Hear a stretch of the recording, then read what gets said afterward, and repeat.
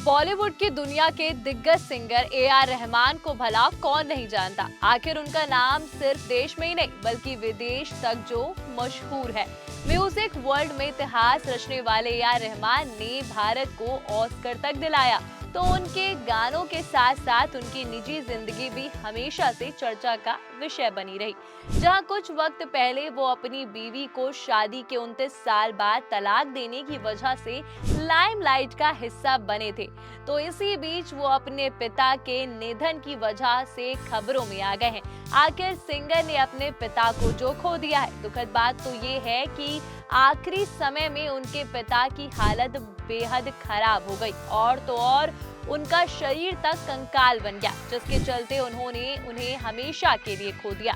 जी हाँ, 6 जनवरी को अपना 69वां जन्मदिन मनाने वाले ए.आर. रहमान ने खुद ही अपने पिता के दुनिया से रुखसत होने की दुखद दर्द बयां किया। उन्होंने बताया कि कैसे उनके पिता का जाना उनके लिए किसी डरावने सपने जैसा था। दरअसल ए.आर. रहमान उर्फ दिलीप कुमार को संगीत की शिक्षा अपने पिता से मिली थी।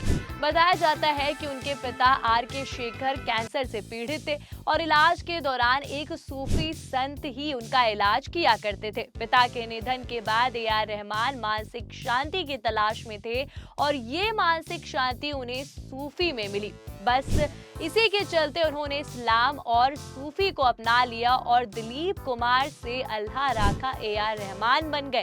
तो ए.आर. रहमान ने एक पॉडकास्ट में अपने पिता के अंतिम दिनों और उन्हें याद ना करने की वजह बताई।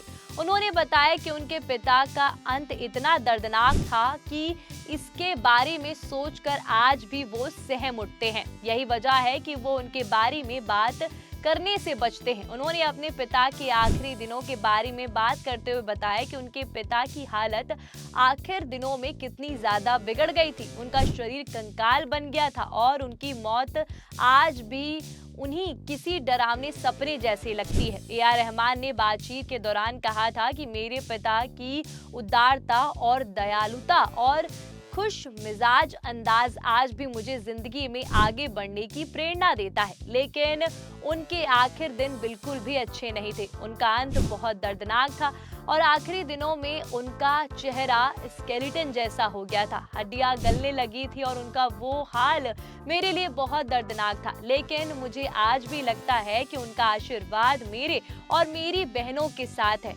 मेरी माँ बहुत मजबूत इंसान है। उनके साथ जो कुछ भी हुआ, उन्होंने अपनी जिंदगी में जो कुछ भी सहा, उसके बाद भी कभी हार नहीं मानी। आपको बता दें कि ए.आर. रहमान उन दिनों 9 साल के थे जब उनके सिर से उनके पिता का साया हमेशा हमेशा के लिए उठ गया था। उनके पिता के निधन के साथ ही उनके परिवार के बुरे दिन भी शुरू हो गए थे। परिवार की जिम्मेदारियां ए.आर. रहमान के कंधों पर आ गई और उनका स्कूल छूट गया और इसी के साथ बचपन भी। घर में उनके पिता के अलावा और कोई कमाने वाला नहीं था। ऐसे में उनके निधन के बाद सारी जिम्मेदारी उनके कंधों पर आ गई और कमाई के लिए उन्होंने पिता के म्यूजिकल इक्विपमेंट किराए पर देना शुरू कर दिया। गौरतलब है कि ए.आर. रहमान का जन्म एक हिंदू परिवार में ए.एस. दिलीप कुमार के नाम से हुआ था और उनकी बहन की गंभीर बीमारी के दौरान एक पीर की दुआओं से उन्हें राहत मिली और जिसके बाद पूरा परिवार इस्लाम धर्म में परिवर्तित हो गया। इसके साथ ही दिलीप कुमार का नाम बदलकर अल्लाह राखा रहमान हो गया। तो महज 15 साल की उम्र में कम अटेंडेंस के चलते ए.आर. रहमान को स्कूल छोड़ना पड़ा और परिवार की जिम्मेदारियों के चलते उन्होंने काम करना शुरू कर दिया। यहीं से उनके प्रोफेशनल करियर की नींव भी पड़ी। बाद में उन्होंने ट्रिनिटी कॉलेज ऑक्सफोर्ड में वेस्टर्न क्लासिक म्यूजिक पढ़ने की स्कॉलरशिप भी मिली। लोग मानते हैं कि ए.आर. रहमान की पहली फिल्म रोजा थी, लेकिन असल में उनका डेब्यू मलयालम फिल्म योद्धा से हुआ था। हालांकि रोजा ने उन्हें देश भर में पहचान दिलाई।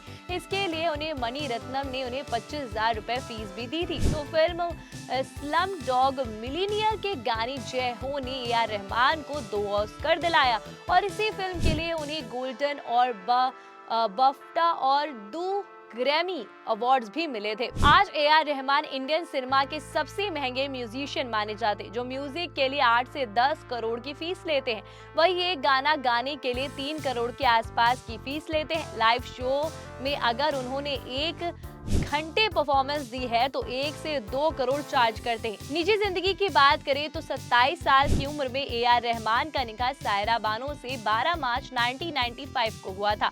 तब सायरा 21 साल की थी और ये एक अरेंज मैरिज थी जिसे ए.आर. रहमान की मां ने तय किया था। दरअसल चूंकि ए.आर. रहमान 27 साल के थे, उनके पास अपने लिए दुल्हन तलाशने का समय नहीं था। उन्हें लगा कि उनकी शादी का ये सही समय है, तो एक रोज उन्होंने अपनी माँ से कह दिया कि मेरे लिए दुल्हन ढूंढ दो।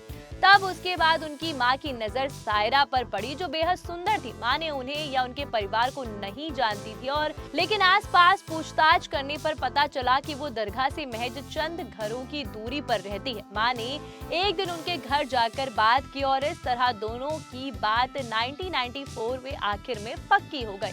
आज दोनों की 2 बेटियां हैं, खदीजा और रहीमा और बेटा आमीन। ए.आर. रहमान की बेटी खातिजा कई तमिल गानों की आवाज दे चुकी है और साल 2022 में उन्होंने रियासुद्दीन शेख मोहम्मद से शादी की और ए.आर. रहमान की छोटी बेटी भी सिंगर है। 2 नवंबर 2024 में वो चौंकाने वाली खबर आई जिसने सबको हैरान कर दिया। पता चला कि इस कपल का तलाक होने जा रहा है और खुद ए.आर. रहमान ने सोशल मीडिया पर तलाक की अनाउंसमेंट की और एक्स पर लिखा था कि ऐसा लगता है कि हर चीज का अनदेखा अंत होता है।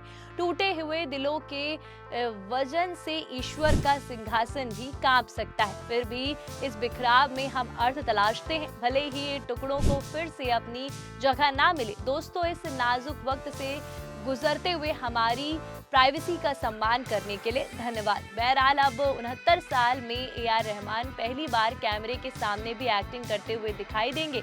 वो प्रभु देवा स्टारर फिल्म मून वॉक में अपनी एक्टिंग करियर की शुरुआत करने जा रहे। मून वॉक एक कॉमेडी फिल्म है जिसका निर्देशन मनोज एन.एस. कार कर रहे हैं और इसे बिहाइंड वुड प्रोडक्शन बना रहा है और ये फिल्म साल 2026 में रिलीज होने वाली है और अभी चर्चा में बन गई है। और खास बात यह है कि ए.आर. रहमान इसमें एक एंग्री मैन का किरदार निभाने वाले हैं और फिल्म में ए.आर. रहमान सिर्फ एक्टिंग नहीं करेंगे बल्कि उन्होंने मून वॉक की भी सभी 5 गाने भी खुद गाए हैं। यानी फिल्म का म्यूजिक पूरी तरह ए.आर. रहमान की आवाज और अंदाज में सुनने को मिलेगा।